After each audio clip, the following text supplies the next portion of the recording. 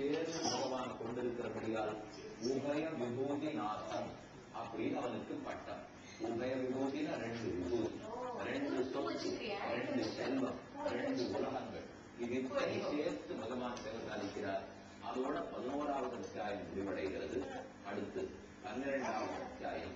இனி பிரம்மா படைக்கிறதுக்கு ஆரம்பிக்கிறார். தசவித சித்தி பார்ப்போம். இனி யார் தேவர்களை படைத்தார்? ரிஷிகள், மனிதர்கள், இவர்களுடைய படைப்பு விளக்கப்படுகிறது. சனகஞ்ச சனந்தஞ்ச சனாதன ஆத்மபூ சனத்குமாரஞ்ச மொழியும் நிஷ்கிரியா ஊர்மரேதா தன்னுடைய மானச புத்தகங்களான 4 படைக்கிறார். சனகன், சனந்தன், சனாதனன், சனத்குமாரன். இந்த 4 பேரும் சிறந்த ரிஷிகளாய், தேவரிஷிகளை காட்டிலும் உயர்ந்தவர்களாய், 4 பேருக்கே உபதேசம் பண்ணக்கூடியவர்களாய் சிறந்தார்கள். ஆனால் இந்நான்கு பிரம்மாவனுடைய தொழிலுக்கு உதவுவதாக இல்லை. பிரம்மா, நாம் மேற்கொண்டு சிந்திக்க வேணும், நீங்கள் உதவிக்கு வாரும்போது அழைத்தார். வர இயலாது. நாங்கள் பகவானை தியானிக்க போகிறோம், உலகக்கெல்லாம் உபதேசிப்போம், பகவத் குணங்களை அனுசந்தானம் பண்ணுவோம். அதனால அவர்கள் 4 பேராலே பிரம்மா நினைத்தபடி லோகத்தினுடைய பிரஜைகளை சுற்றி பதற்கு முடியாமல் போயிருக்கிறது. மறுபடியும் யோசிக்கிறார்.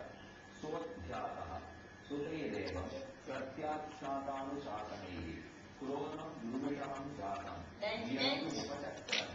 இந்த பிள்ளைகளுக்கு உதவ மறுத்துட்டார்களே என்று பிரம்மாவுக்கு கோபம் வந்தது. கோபத்தாலே முகம் துருவித்து நெற்றியில் கவலை கோடுகள் விழுந்தன. அப்ப கோபப்பட்ட அவருடைய முகத்தில் இருந்தே பிரம்மாவுடைய பிள்ளையாக பரமசிவனார் தோற்றுகிறார். அதை விளக்கிற 7வது ஸ்லோகம்.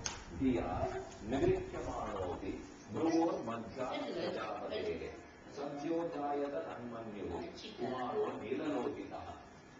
நீலலோகிதனாய் மன்யு பிரம்மாவுடைய கோபம், அவருடைய கவலத்தோடு நெற்றியில் 2 குடும்பங்களுக்கு நடுவிலிருந்து ருத்ரன் தோன்றுகிறார். அவருக்கு பேர் வந்து சவை விரோத தேவானா பூர்வஜோ பகவான் பவா நாமானி குருவே பாதா ஆனானிக ஜெகத்குரு. பிறந்த குழந்தைகளுக்கு அழாது இப்படி அப்படி.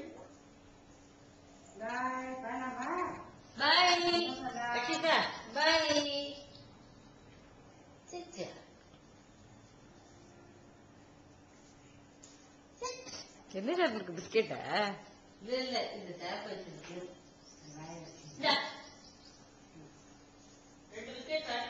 இல்ல இல்ல நான் ஒண்ணு எடுத்துனேன். உன் சாட்டியா பிஸ்கெட்டு?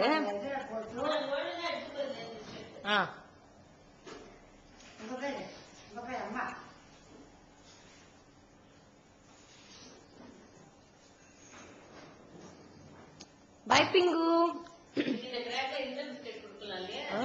எல்லாமே சாப்பிடுறது இப்போ. அவர் குஜியாவே கொடுத்துட்டு இருக்காரு. அந்த கை அந்த கை.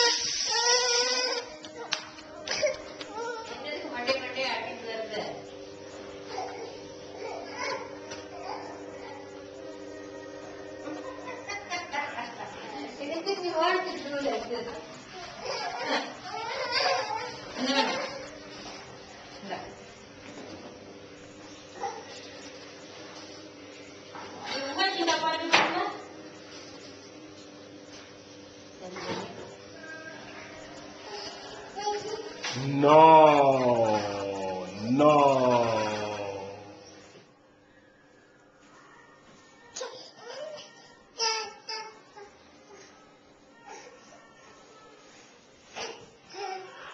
Very good.